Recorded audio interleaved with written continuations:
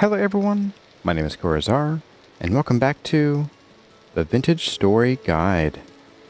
We are back in the world on yet one more rainy day. If you were with us in the last year, you know what I'm talking about. It is like always raining here. But we had a pretty great little adventure in the last episode where we got to go and find some new materials, some new resources like anthracite coal, and take a quick spin around some new landscape over to the west here. There it is whenever it loads in. And check it out. We even have some glacier ice at the top of these mountains here, which could be fun for some projects going forward. We also have some shale access, some basalt, some chalk, and some bauxite. And a trader that I didn't actually mark here. Okay, crisis averted. Anyway, today we have a big project ahead of us, and I think we should go ahead and just get right to it. And that is, I want to do a bit of work on this area over here with you all. We're going to dig back some of this dirt and widen this whole place out, probably dig back some of the stone too. I'm not going to worry about the floor as much today, but we will eventually replace this chert rock with something else. And I want to get this gate in. I want to build a gate, and I might even push it back a little bit. I don't know. We'll see. But that is going to be today. Ooh, hello. We have a dead pear tree cutting. So this is what happens when your grafted, or rather your planted graftlings don't survive. They turn into dead wood. And they just sort of look gray with a gray top. And looks like so far our apples haven't decided whether they want to live or die yet. But yep, that will happen. So let's go get another pear tree cutting and replace this one. Sorry, friend. And you will get 2 firewood out of that. So let's get outside here. And I think, you know what, the first thing I'm going to do is let's build those gates. I want to see what they look like in survival and how they really feel to use. So, and I was thinking that some redwood would be perfect for these gates. We might need some more. I'm going to grab a few more of these out of here. And our saw. And somewhere in here, I think it's furniture. Yes, I have been storing boatloads of copper nails and strips for this very purpose. Among others. No thank you. Now, gates are a new feature in version 1.18. They come in a 2x2 and a 2x4 version. We have 2x2s and 2x4s here. They all have very similar designs and recipes. But here we have a redwood 2x2 gate. It is done with 2 nails and strips and then a bunch of redwood boards all stacked. I want to do a 2x4 gate because it has this nice sort of metal reinforcement on it. And we might actually have enough to build it. Let's find out. Yes, look at that. It takes 10 of these though. Wow. Wow, we need 2 of these. My goodness. Boy, that's spicy. That is a spicy meatball. So let's get up here and we're going to tear down this dirt that we don't need here anymore. And let's drop in a pair of gates. And I'm thinking... Ooh, yes. However, we want to put it 1 block over, like that. Oh, yes. That is one slow animation, but I wonder... So we can just sort of go right through it. Okay, so it's not going to block us. There's a mod, the medieval... something mod, the medieval mod, has a similar set of gates that come in actually more options than this, but they block your passage until they're fully open. And I think the moment you start to close them, they also block your passage. I guess these do too. But that's pretty cool. I actually like that. I think that with a window here, this will actually work out pretty well. Yes, that creak. I do enjoy that. Okay. Not much point in closing you, is there? So let's get to work widening out this whole area here and making it a bit more usable, especially like from here. Wow. I think we're going to focus on this dirt from this corner over to that corner up there. We do need to widen out this part here, but I'm not sure I have enough shovels. Then again, I can always make more. So I think it's time for us to say, let's get to it. Alright everyone, while we work on some terraforming in the background, and pretty serious terraforming at that, I thought we could spend some time together and answer some more of your 20 questions. Some of these have been sitting in my inbox for a while because we had a huge influx of them in the past, but many of them are newer. As always, if I don't get to your question in this segment, and I haven't told you that I wasn't going to answer your question in a comment or on Discord, then you can rest assured that it is still in the queue, and I'll answer it in the order it comes in. I am going to need to implement a new rule going forward in the 20 question segments, is that I am going to start picking one question at a time from people. So if you have multiple questions, you may need to sit on them for a little while, because I want to let everyone who has a question ask one, because there have been instances of people asking long series of questions either all at once or just over time, and I'd like to give everybody an equal chance to ask questions if they would like. So going forward, if you have more than one question, I recommend that you submit one at a time and maybe sit on them for a little while and see if someone else asks them, or if I answer them just in the natural course of the series. But once I answer your question, you can go ahead and submit a new one, and I will then add to the list. Our first question today comes from Velawesome. How do you feel about the combat in Vintage Story? Are there any improvements you'd like to see? I think combat feels mostly good, but it isn't quite there yet.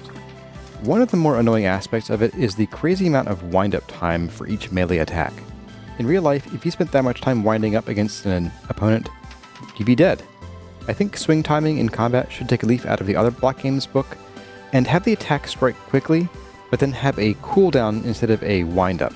Given how deadly many of the monsters are in Vintage Story, I would also like to see some kind of parry or perfect block system that maybe doesn't negate damage completely, but reduces it even further, and to a significant degree. Lord Jar Jar 740 has 4 questions, so Jar Jar has earned their place in prison, and they're currently out as a fugitive. Their first question is, how many siblings do you have, if any? I have one, a sister. Their second question is, have you ever made any conlangs, which are made-up languages, for your stories? I have. Many, in fact. Most are only constructed exactly as far as I need them to be, for the stories involved, though when I was a kid and got into world building as a hobby, I went a little ham. Those earlier conlangs aren't very well polished, though.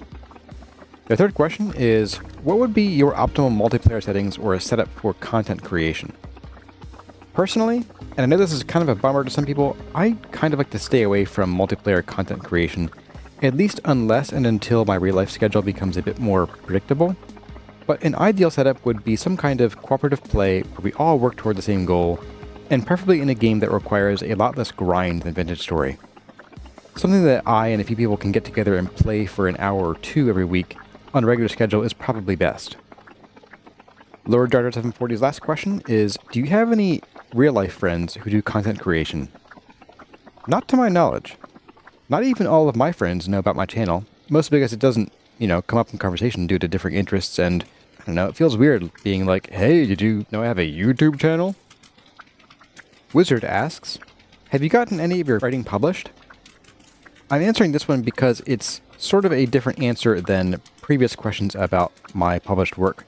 The writing that I have published has been through self-publishing, through Amazon's Kindle system. So yes, I do have published works, but if your question is about traditional publishing, by finding an agent, etc., then no, I'm not published as a traditional author through a traditional publisher. Nicholas asks, as a writer, what do you think of the lore in Vintage Story? What do you think is good, and what could be improved? I actually enjoyed the writing in Vintage Story largely as is. It's believable that we might only find fragments of a varied set of texts, some letters, a journal, a scholarly publication, part of a play, and I do think it's well written, despite its relative simplicity. Being that they are letters and people's ramblings, it's not like most of them were writing for an audience, so even if there are better word choices or grammatical mistakes, it makes it more believable that they were written by real people. If all the writing was immaculate, it would make all the pieces seem homogeneous, and like they were all written by the same person during the same time period. I think my only main gripe with the writing is how tedious it is to actually acquire it all, as well as that I would like to see more lore books and other texts added to the game. Poppersnot asks, what cute or funny thing has your toddler done? Well, everything she does is cute, of course. But really, she's gotten into making animal sounds recently, as she's learning to talk. She's normally rather quiet and shy about talking, but when you ask her what sound a cow makes, she throws back her head and proudly exclaims, "Moo!" Don Zeke asks, what is Comment Prison and how do I sign up? If you have to ask about Comment Prison, you can't afford it. Solston asks, what are your theories about the nature of rot and what kinds of rot-related enemies might we meet in the future? I don't normally speculate on what features might or might not be in a game that the developer hasn't announced, so as for what kinds of rot-related enemies we might meet, no idea. I can't read Tyron's mind, and he's long been very tight-lipped about upcoming features until development on those features nears completion, usually just a few weeks before a new preview version comes out. That being said, given that the texts depict mostly drifters and rotted creatures as the enemies, it would make sense if we end up facing normal creatures or people who have been affected by rot. But I don't know how to make it into an interesting and threatening feature for the player to encounter without it being a death sentence. Basically, nothing escapes the rot. As for what the rot is, I like to think it's some kind of otherworldly essence leaking from the rest world or another that simply cannot be comprehended or fully cleansed. Vintage Story is, after all, a Lovecraftian horror game. Saneru asks, are there any mods you enjoy outside of the series that might be or feel less vanilla but add some quality of life and or decoration to the game? I don't have enough time to play Vintage Story when I'm not working on the guide series. These episodes just take that much time, and I don't want to burn myself out on the game. Because of that, I don't really have a lot of experience with other mods. My first contact with them was on the Rusty Gears server, and I didn't delve too deeply into them at the time. From my limited experience though, I think a lot of the mods add a lot of unnecessary complexity, with material trees that go 6 or 8 levels deep, or which wrap around into loops. Sure, green roofs are neat, but the level of effort involved in getting into a lot of these mods really eats into the time that could be spent actually building with those materials. Scenario's second question is, what are your thoughts on the Clockmaker class so far? I think it's alright, but generally better as a support class for multiplayer. The cost reduction in fixing translocators is nice, but not earth-shattering, and their ability to tame Locusts needs to be more prominent and or useful, or more versatile. The base Locusts aren't much help in a fight against anything tougher than surface drifters, and only one at a time, and you have no real way to heal or resurrect them aside from wait for them to heal up on their own. The Locust nests in general aren't plentiful, so it's possible for a Clockmaker to never really have a chance to use the class ability in the first place. Maybe they could assemble some mechanical friends from temporal gears, metal scraps, metal parts, and maybe even some odds and ends made on the anvil. That could make the feature feel meaningful in a way that it currently isn't. I'd even recommend allowing them to use a rusty gear or metal scrap or something to fix a dead Locust and revive it under their control. Supliandro asks, are there any world-end missions or achievements you want to do in this world before finishing Season 2? I think the biggest single thing is that I want to fully explore the Resonance archives before the end of the season, which probably will happen a good deal before the end of the season, but that's neither here nor there. I also want to get a chance to play around with all of the new craftable ancient technology, the Terminus teleporter, night vision goggles, the glider, and so on. In short, I want to cover everything that's available in 1.18. Tizena Amanthea asks, and they have 3 questions. Why do you often leave drifter corpses behind while caving instead of looting them? I've answered this question in a comment on YouTube, but figured this would be handy for anyone else who has a similar question. The reason is twofold. 1, until you get to higher tier drifters, chances of getting anything useful is pretty darn low, and you kind of just end up burning through your knives. The bigger and more immediate reason is that the dead bodies continue to take up the spawn cap, which means that once you kill a bunch of drifters, you'll typically get at least a few minutes of peace to explore, mine, and heal up, as long as you don't go too far away. Their second question is, do you think Gambus and armor is unbalanced? Do you think leather should be buffed to match it? No, I think it's reasonably balanced, and realistic. There's actually not a lot of evidence of leather, even chemically hardened leather, being widely used as a primary set of armor. It's used mostly in backings for things like chain, ring, and plate armor, but when it comes down to it, leather is just skin. It's not very tough unless you put a lot of layers together, at which point you have, well, very heavy gambeson. Linen and other natural fibers provide better protection, are easier to repair, and are much lighter than many layered leather, so I think both sets of armor and their abilities are pretty good where they're at.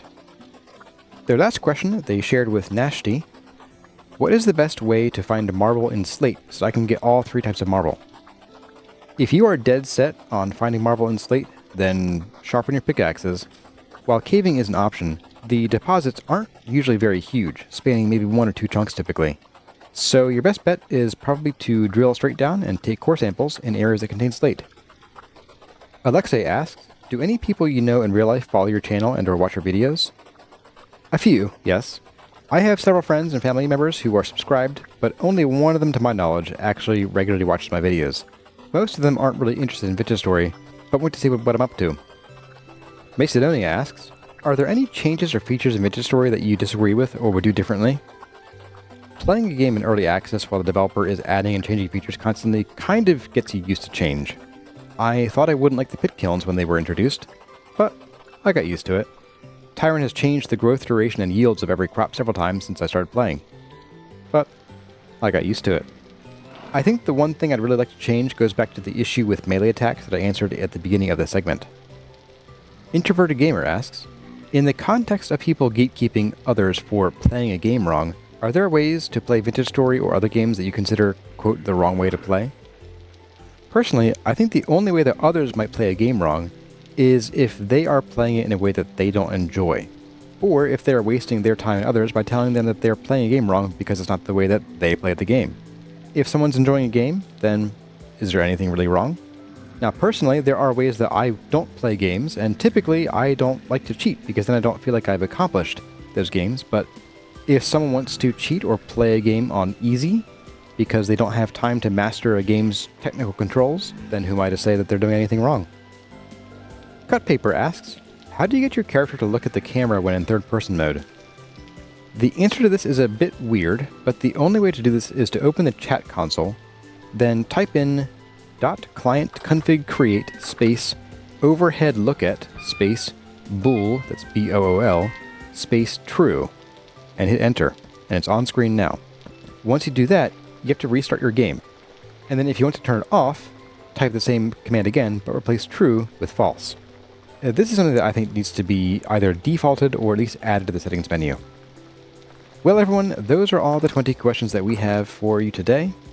I hope you enjoyed my answers to your questions, and I look forward to seeing what other creative and innovative questions you have for me.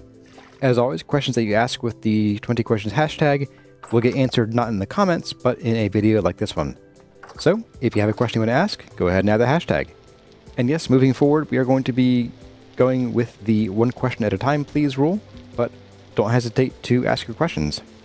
So, I hope to see plenty of questions from everybody. Well, let's get back to what we're doing. Alright folks, we are done with our digging, for now, and our chores, also for now. And with that being said, since we now have 50 liters of milk, I think it's time for us to get into a bit of cheese making. Now, we're not going to finish it today because it takes a long time to process, but we can at least get started on making cottage cheese. So as I mentioned in the previous episode, you do want to start with 50 full liters of milk in a barrel. You can do 25, but there really isn't much point because you're going to be sort of pulling 5 liters out in order to make that fit. But once you have your 50 liters in a barrel, you can go ahead and drop in... Oh, I'm using halite stones, not salt. Okay, now we have salt. Let's try that again. No. Oh, I remember now. It's been a while, but we have to start with these brined parsnips first. That's right. Oh my, this is going to be cutting it close.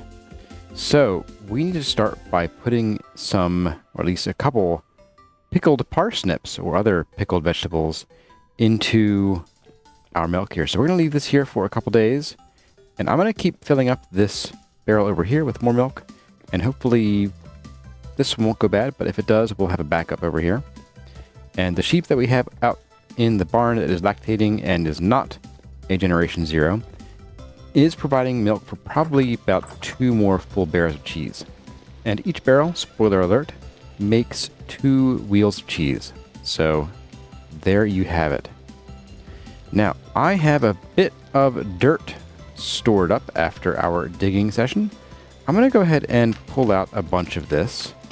And we are going to come over here and we are going to start building up a little bit of our hobbit hill here atop our hobbit hole. Oh, and we have another dead tree. 2 dead trees.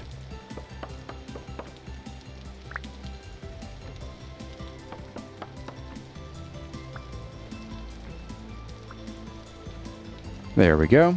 So, as far as our hobbit hill goes, yes, we do need to sort of build this up a little bit so that we can have the landscape kind of rise to meet that block up there. So I brought along a bit of low fertility soil because who cares? It's low fertility. And, you know, maybe we should go back to using cob. I remembered we started using that a while back and then I kind of forgot about it. So you know what? Let's go and multiply our dirt with some cob. And there we go. Now we're a bit short on grass all of a sudden. So I might, you know what? Let's go ahead and we're going to put you guys back. And we're going to bring our scythe out and go chop a bit of grass as we prepare the landscape.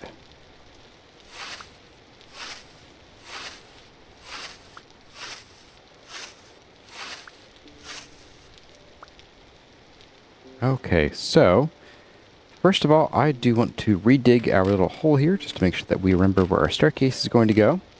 So let's get that done right here, right now. Okay, there is that. And then let's come through here with our cob. And we are going to first bring this out by like 3 blocks. And then down, out by 3. And then down-ish. And whoop, down, like I said. See? Down. And then out by 3. And that... you know what? Let's do 4s. Nope, 3 is better, actually, because of our staircase. So we'll do 3, and that way our staircase is coming out kind of nice and nestled in here. And then we're just going to bring the rest of this hill together around that.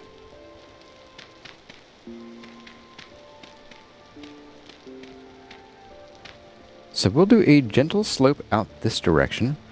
And then at some point we are going to need to figure out how to bring this slope down here. And I might use some of the sod roofing to bring this down at a sharper angle, kind of just over here.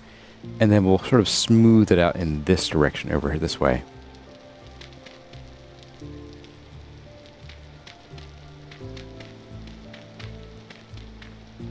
And I think what we'll do is once we're done here, we will come through and we will need to replace the edge cob pieces with some dirt again, just for consistency.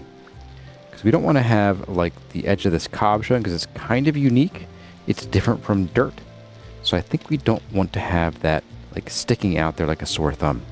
So let's go ahead and we're just going to fill this in.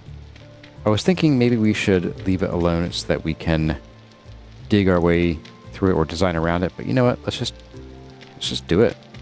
That's right. I'm not afraid. I'm not afraid. Yeah, this angle is going to be a bit more difficult. This is going to come down right on top of this here. Oof. Okay. I don't like that so much, but I can deal. Parkour.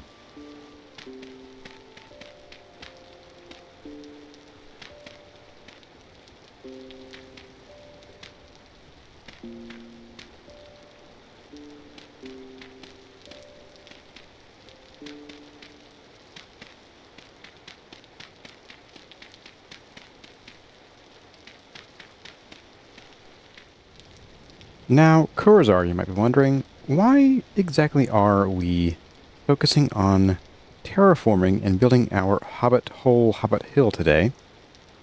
what is the point of all this, and why are we chewing through all of our shovels?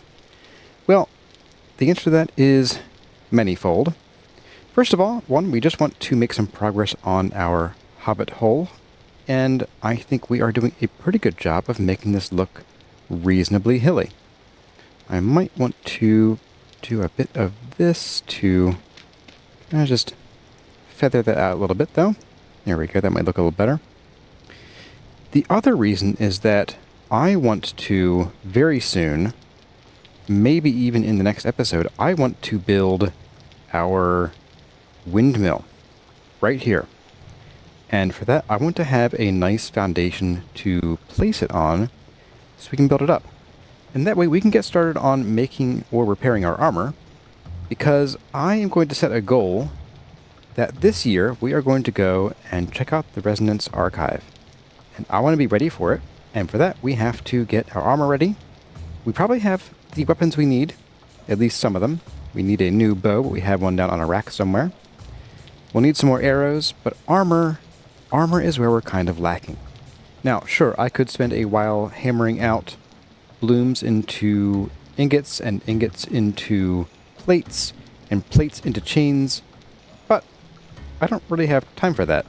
So we're going to automate that process and learn how to take advantage of the wind power system that Vintage Story has. So I think I'm going to get to work here, and I'm just going to finish out the few bits and pieces of this top cover while I am here.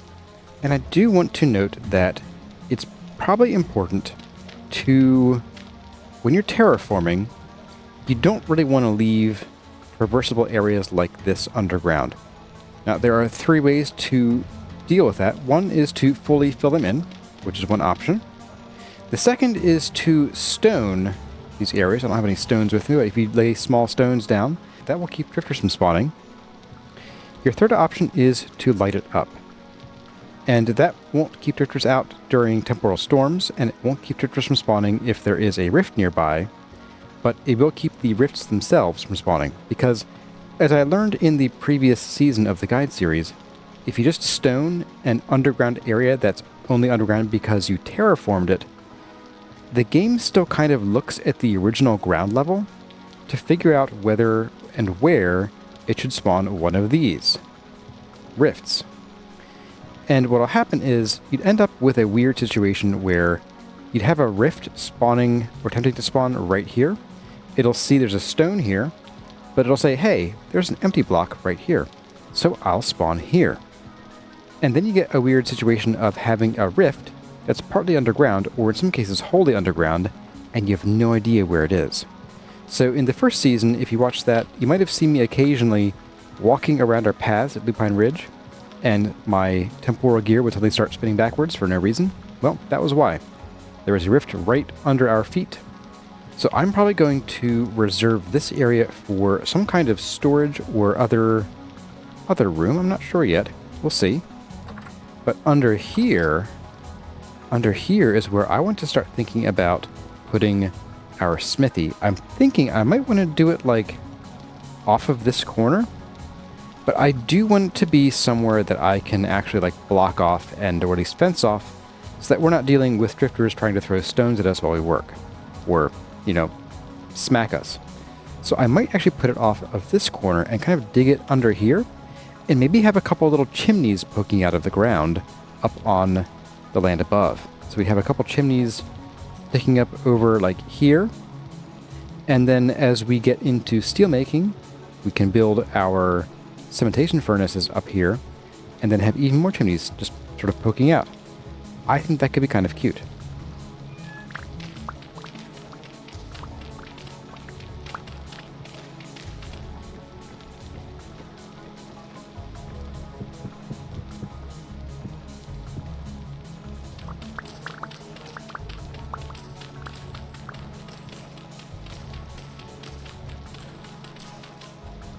And that, my friends, is the tale of how we scooped out our back door area, built up our little hobbit hill some more, and paved the way for building our windmill.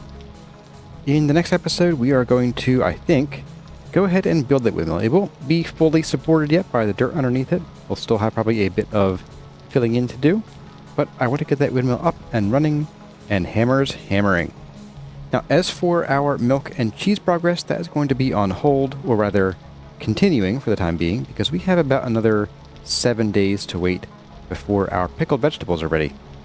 And we will need those to turn our milk into curdled milk, and then from there we can use salt to make it into cottage cheese. I hope you were looking forward to more adventures with milk and cheese, and in automation. As always, my name has been Corazar. Thank you all for watching, and I'll see you in the next one.